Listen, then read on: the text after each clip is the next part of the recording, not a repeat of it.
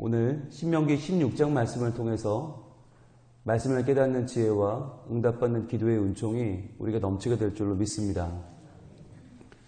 하나님께서는 그의 백성 이스라엘에게 이제 가나안 땅에 들어가서 너희들이 새롭게 누릴 생활 가운데에서 나를 잊지 말고 기억하라.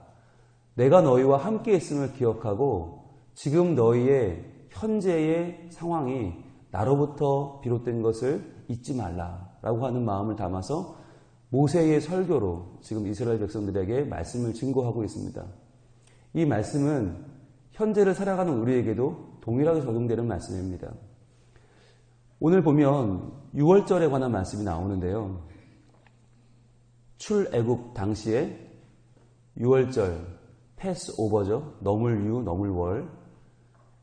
하나님께서 바로의 모든 애굽 사람들을 치실 때 모든 장자가 죽고 모든 첫 새끼가 죽는 어마어마한 재앙이 몰려왔을 때 하나님께서 그 백성 이스라엘 백성들, 고센에 살고 있던 이스라엘 백성들만은 그 환난 가운데에서 넘어가게 하셨던 것을 기념하는 6월절입니다.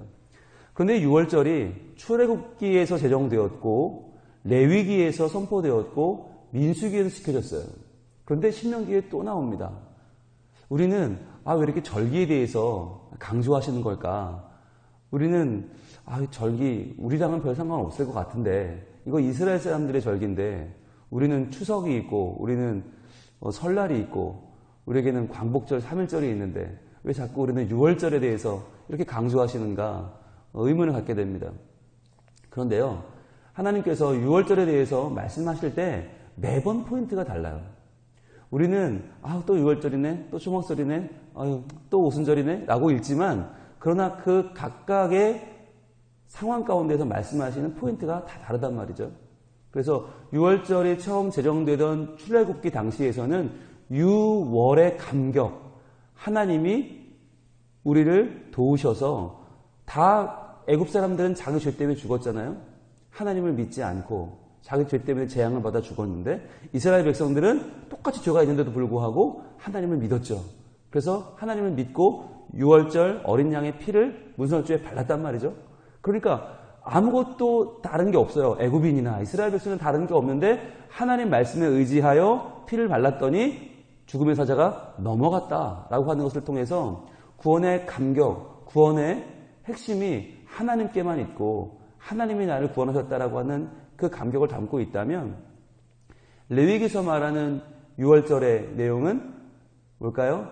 하나님을 향한 온전한 순종과 헌신의 마음을 담고 있고 그 하나님을 잊지 말고 너희가 예배해라. 제사의 책이니까. 민수기는 실제로 지켰어요. 실제로 지켜서 애굽에서 빠져나온 첫 달 1월 14일 날 전 민족이 6월절을 지켰던 기록. 실제의 삶이니까요. 민수기는. 신명기는 무엇을 담고 있는가? 오늘 말씀에 담겨있는 오늘 신명기만의 6월절의 기록의 특징을 한번 볼까 합니다. 1절부터 보겠습니다. 아비벌을 지켜 내 하나님 여호와께 6월절을 행하라. 이는 아비벌에 내 하나님 여호와께서 밤에 너를 애굽에서 인도하여 내셨음이라. 자, 아비벌이라고 표시가 되어 있죠. 아비벌은 이스라엘 백성들에게는 정월입니다. 정월. 1월입니다.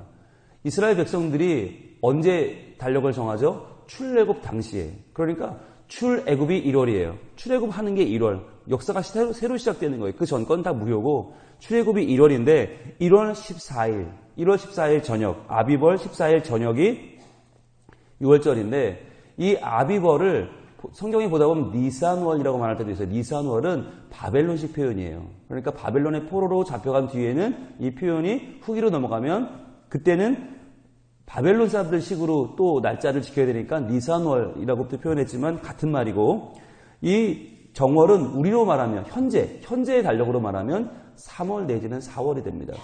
그러니까 3월 내지 4월. 우리가 항상 6월절 제사, 우리 예수님을 이야기하잖아요. 예수님께서 고난당하시고 부활하시는 고난주간 부활절이 언제 있어요? 3월 내지 4월에 있죠.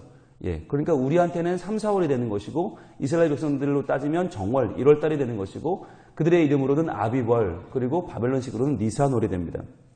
그런데 6월절을 행하라 말씀하시는데 신명기의 특징이 등장을 합니다. 바로 내 하나님 여호와께죠. 내 하나님 여호와께. 자, 모세의 간절한 마음과 정말 애끓는 심정이 들어있는 표현이죠. 나는 가나안 땅 같이 못 가요. 여기까지 왔지만 못 가요. 너희는 들어갈 수 있잖아. 그러니까 너희는 하나님께서 함께하는 백성이니까 반드시 그분을 잊으면 안 돼. 라고 하는 간절한 소망을 담았죠. 여러분 한번 표시해 볼까요? 노란색 꺼내시고요. 내 하나님 여호와께 1절에 나오죠. 그리고 1절 하반절에 내 하나님 여호와께서 또 나오죠. 표시해 보세요. 1절에 2번 나오고요. 2절 하반절에 내 하나님 여호와께 유월절 제사를 드리되. 자, 내 하나님 여호와께 또 나왔죠. 2절에 나오고, 그 다음에 5절에 유월절 제사를 내 하나님 여호와께서 또 나왔죠. 6절에 오직 내 하나님 여호와께서 또 나왔죠. 표시해 보시고요.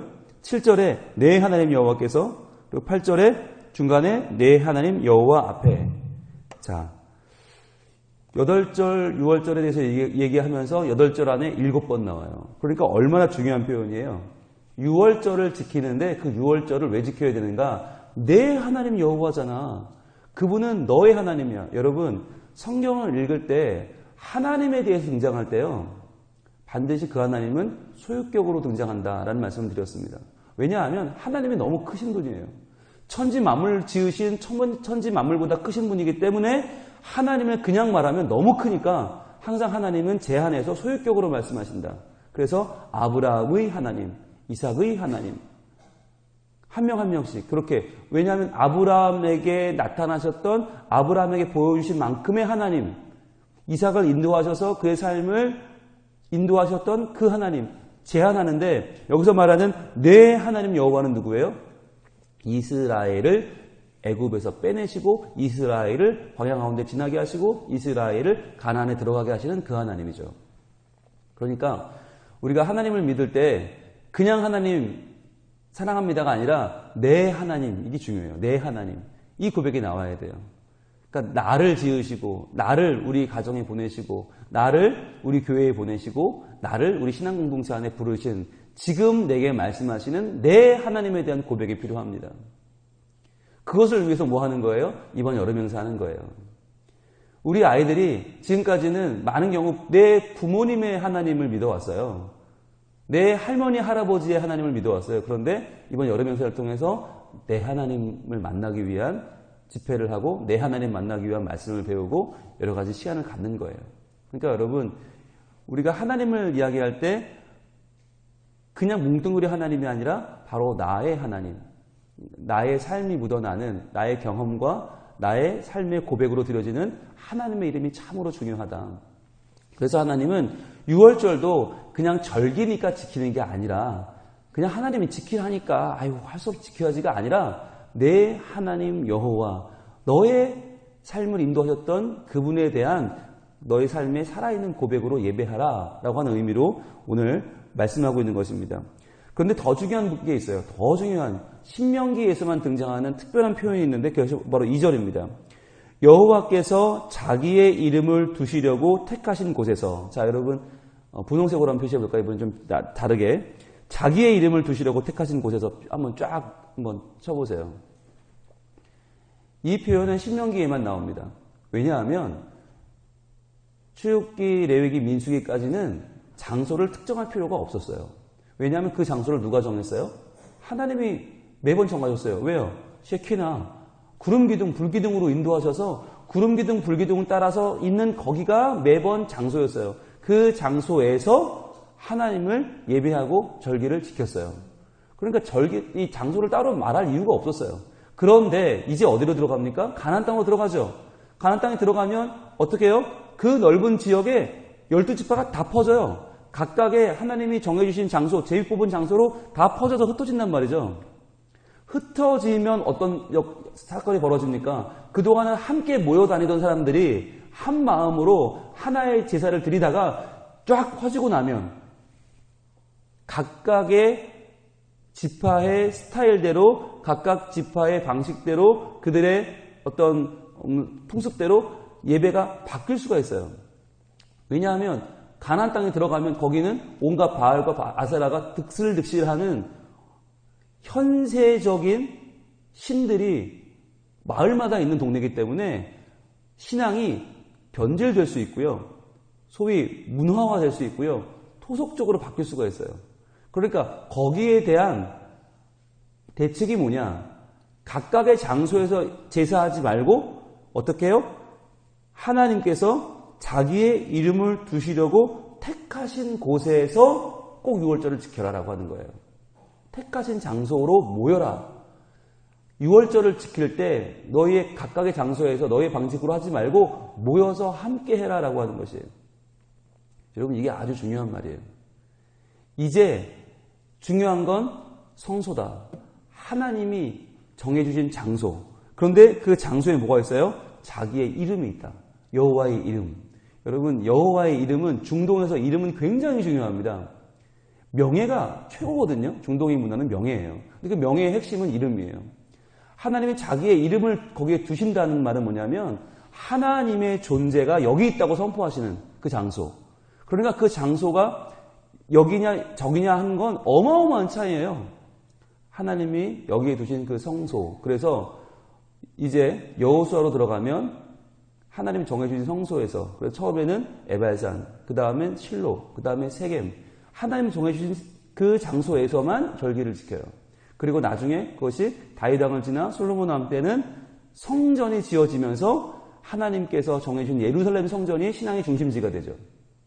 그러니까 예루살렘이 특별해서가 아니라 하나님이 그것을 정하시고 그것에 자기 이름을 두셨기 때문에 중요해지는 거예요. 그래서 이스라엘 백성들은 예루살렘 성전을 지은 다음에 어떻게 합니까? 모든 성인 남자는 1년에 3번 3대 절기 때 예루살렘 성전으로 모여드는 거예요.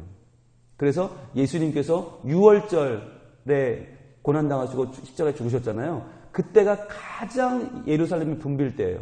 왜냐하면 전국에 있는, 아니 전국을 넘어서서 세계에 진출해 있던 모든 유대인들은 그날 다 모이는 거니까. 왜 다 모이라고 할까요? 그동안 해외 나가 살고 있던 해외 교포들까지 다 모이라고 합니다. 왜요? 그들이 각기 장소에서 각기의 문화대로 각기의 삶대로 살았다 할지라도 6월절에는 한번 꼭 모여서 그때 같은 하나님을 같은 이름으로 같이 찬양하고 예배하고 경배하면서 신앙의 정통성을 지키라는 거예요. 그걸 위해서 모여라 하는 것입니다. 여러분, 이 신앙의 정통성이라고 하는 것이 광야에서 함께 모여 있을 때와 이제 이스라엘로 들어가서 목축을 할 때는 또 달라져요. 여러분, 6월절의 개념이 지금까지는 뭐였냐면 하나님이 우리를 애굽에서 빼내셨다라고 하는 거였어요. 그런데 여러분, 그 감격이 얼마나 갑니까? 우리 경험해 봤잖아요. 처음 예수 믿을 때, 처음 구원받았을 때는 정말 울고불고 눈물 콧물을 쏟으면서 할렐루야 하나님 감사합니다 하다가 그게 얼마를 못 가요. 이스라엘 백성이라고 다를까요? 그들도 우리와 똑같아요. 처음에는 너무 신기하고 우리가 애굽을 어떻게 빠져나왔지? 야, 홍해가 어떻게 갈라졌지? 야, 신기하다 놀랍다 하다가도 그게 어느새 금방 사라져버려요. 그러니까 이제 한 세대, 두 세대, 세 세대가 자꾸 지난 다음에는 더 이상 6월절의 의미가 애굽에서 빠져나온 의미는 없어져 버려요. 그럼 이제는 어떻게 바뀌는 겁니까? 이제는 너희가 가나안 땅에 들어와서 가나안 땅에서 지어서 너희가 먹고 사는 그 농작물의 가치, 이제 거기서 먹고 사는 그 모든 삶 가운데서 너희가 누리고 있는 이 삶의 현실이 너희에게서 온 것이 아니다. 그것이 하나님의 은혜다. 이걸 기억하는 절기로 6월절이 의미가 바뀌는 거예요. 여러분, 그렇잖아요. 광야에 있을 때만 해도 오직 하나님의 은혜 외에는 살 수가 없으니까, 사는 것 자체가 불가능하니까 하나님을 따를 수밖에 없어요. 그런데 이제 가나안 땅에 들어가면 그때부터는 내 손으로 농사 지어 먹어요. 내 손으로 포도, 올리브 다 따서 먹어요. 그러니까 내가 수고해서 사는 거 아닐까? 내가 노력해서 나 먹고 사는 거 아닐까라는 착각에 빠진단 말이죠. 그때라도 너희가 기억해야 될 것은 너희가 가나안 땅에서 너희가 농사짓고 먹고 사는 게 다 어디서부터 온 거라는 거예요? 애굽을 출발할 때부터 40년의 광야를 지나올 때 그 모든 과정에, 그리고 가나안 땅에 들어갈 때까지 함께 하셨던 그 하나님의 구원의 역사, 그것이 너희의 현재 삶의 기원이다. 그것을 잊지 말아라. 그러니까 절대로 너희는 너희가 속해 있는 그 땅 가나안 땅의 문화, 바알의 문화, 아세라의 문화, 아스타롯의 문화에 빠지지 말고 내 이름을 둔, 내 존재를 둔, 내 거룩함으로 명명한 그 장소에서 모여서 여전히 나의 은혜를 찬양해라. 그것이 바로 택하신 곳에서예요. 택하신 곳에서. 이 2절의 말씀이 5절, 6절, 7절에 다시 한번 강조되고 있는데 5절 볼게요. 유월절 제사를 내 하나님 여호와께서 내게 주신 각 성에서 드리지 말고. 자, 구체적으로 말하고 있어요.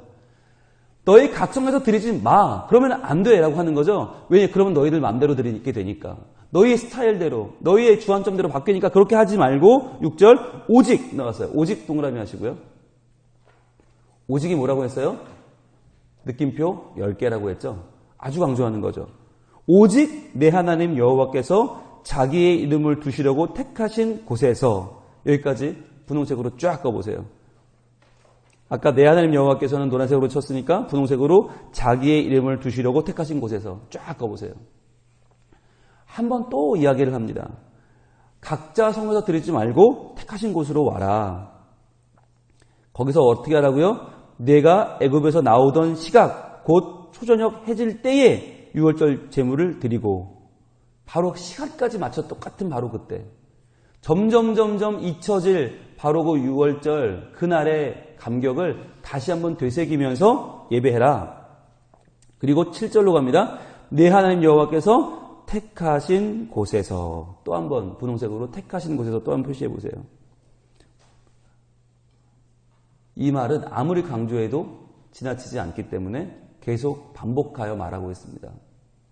즉 이제부터 너희가 드리는 제사는요, 두 가지가 중요해지는 거예요. 시간의 중요성, 아비벌 1월 14일 초저녁, 바로 너희가 빠져나오던 그 시각이 중요해지고, 두 번째는 장소, 하나님이 자기 이름을 두는 장소가 중요해지는 것입니다. 시간과 장소가 다 중요하다. 이 말은 하나님이 우리와 함께 하시는 실은 모든 시간의 중요성을 말씀하시는 것이고, 모든 장소의 중요성을 다시 한번 강조하시는 것입니다. 하나님이 택하신 장소 어디일까요? 여러분, 오늘날 이것을 굳이 해석할 때 우리는 항상 교회라고 하거든요. 근데 교회만 하나님이 택하신 장소일까? 그건 아닌 것 같아요. 우리가 살아가면서 만나는 가족들과 내 직장인 동료들, 내가 함께 살아가는 우리 교회의 모든 함께하는 교우들, 모든 분들이 다 하나님이 우리에게 붙여주신 귀한 분들이고요. 시간도 역시 마찬가지죠. 주일만 중요한 게 아니라 수요일도 중요하고요. 새벽도 중요하고요. 월화 수목 금토 주일이 다 중요합니다. 하나님께서 우리에게 허락하시는 하나님의 은혜의 감격은 어느 한 날이라고 줄어들지 않습니다.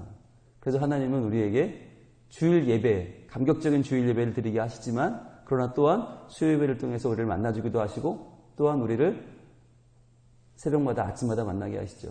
우리가 어제 배웠지만 주님은 누구세요? 우리에게 영혼 소생술을 하시잖아요. 영혼은 살려야 되잖아요. 그런데 이 영혼이 살아야 되는데 우리 숨이 짧아요. 숨이 짧아요. 그래서 숨이 긴 분들은 일주일에 한 번 주일에만 이 숨을 쉬면 되지만, 숨이 짧은 분들은 어떻게 해요? 수요일도 나와야 돼요. 그래서 계속해서 우리의 영혼을 소생시켜야 돼요. 그리고 새벽에 나온 분들은 누구예요? 제일 숨이 짧은 분들이에요. 예, 저와 여러분은 제일 숨이 짧아요. 우리는 매일매일 하나님의 은혜를 맛봐야 돼요. 매일매일 영혼이 살아나야 돼요. 그런데 여러분, 영혼의 호흡이 짧은 건 절대로 창피한 게 아니에요. 그만큼 갈급하다는 거예요. 그만큼 주여, 우리가 주님 앞에 나아옵니다. 주님, 우리 예배를 받아주시고, 주님, 하나님의 은혜로 우리를 살게 하여 주옵소서. 하늘의 호흡으로 사는 거예요. 하나님의 숨으로 사는 거예요. 왜냐하면 우리가 하나님의 숨으로 지어졌잖아요. 하나님이 우리에게 숨을 후 불어넣으셔서 흙에 불과한 우리를, 티끌과 먼지에 불과한 우리를 하나님이 하나님 형상으로 창조해 주셨어요. 그러한 우리에게 하나님께서 숨을 불어넣어 주시면서 말씀하십니다. 살아라. 잘 살아라. 어떻게? 하나님의 구원의 은총을 기억하며 살아라. 그래서 애굽에서 빠져나오던 그날의 유월절의 감격을 잊지 말고, 이제는 그 감격을 너희가 정착해 살아갈 가나안 땅에서의 목축업, 거기서의 농경생활, 거기서의 현지인들과의 섞여 살아가는 그 모든 생활 가운데에서 나의 은혜를 기억하고 나를 예배하며 제사하며 살아라. 그것이 하나님이 가나안 땅에 들어가는 그의 백성들에게 유월절을 지키라고 하시는 하나님의 마음이에요. 오늘날 우리끼리 모여 살지 않지 않습니까? 교인들끼리 모여 사는 것이 아니에요. 믿지 않는 분들과 함께 살아요. 우리는 함께 이웃이고 같은 옆집에 살고 같은 직장에 다니고 같은 학교에 다녀요. 그러면서 어떻게 살아야 할 것인가? 함께 살아가지만 우리가 하나님의 호흡으로 사는 사람임을 기억하고 우리가 항상 하나님께서 우리를 구원해 내셨고 주의 백성으로 빼내셨고 그리고 우리의 하루하루 살아가는 날들을 지켜주시는 분이 하나님이심을 기억해서 6월절 우리가 하나님의 은혜로 구원받은 날 그리고 또한 6월절 살아가는 매일매일의 삶 가운데 하나님이 은혜 주시는 날 내 호흡을 하나님의 숨으로 바꿔주시는 이 매일매일의 삶을 우리 6월절로 알아 매일의 삶 가운데 하나님과 만나고 교제하고 깊어지고 진정한 은혜와 자유를 누리는 매일매일의 6월절의 삶을 살아가기를 우리 하나님 원하고 계십니다. 기도하겠습니다. 하나님 감사합니다. 이스라엘 백성들에게 6월절은 무엇과도 바꿀 수 없는 감격의 날입니다. 주님, 이 날이 저희에게도 내가 구원받은 날, 내가 예수님을 영접한 날, 눈물을 흘리고 감격했던 바로 그날인 줄 믿습니다. 그러나 그날의 감격은 그날로 끝나지 않고 매일매일로 이어져서 우리의 현실 가운데, 우리의 삶 가운데로 이어져서 내가 오늘도 몸담고 살고 있는 나의 직장이, 나의 가정이, 나의 학교가, 나의 사회가, 나의 사업장이 바로 우리 하나님을 만나고 우리 하나님의 구원을 선포하는 6월절의 장소, 하나님이 택하신 장소인 줄로 믿습니다. 주님, 오늘도 기쁨으로 6월절을 살아 구원의 감격을 잃지 않는 저희들이 되게 하시고 우리의 영혼을 소생시키시는 하나님의 은혜로 오늘도 하늘의 숨으로 살아가는 우리가 되게 하여 주시옵소서. 그렇게 살기 위하여 말씀을 주셨습니다. 이 말씀 붙잡게 하여 주시고 저희의 뜻대로 저희의 계획대로 저희의 풍습대로 예배하는 것이 아니라 하나님이 정해주신 말씀을 따라 예배하며 말씀을 따라 살아가며 오직 말씀의 감격을 누리는 저희들 모두가 되게 하여 주시옵소서. 또한 이런 말씀을 따라가는 삶이 우리로 끝나지 않게 하시고 우리 다음 세대로 이어지게 하셔서 우리 자녀들에게 하나님을 따르는 아름다운 삶들이 전승되게 하셔서 저희들 오늘도 6월절의 기쁨과 감격을 우리 자녀들과 다음 세대와 함께 누리며 살아가는 하나님의 기쁨의 자녀들이 다 될 수 있도록 도와주시옵소서. 예수님 이름으로 기도합니다. 아멘.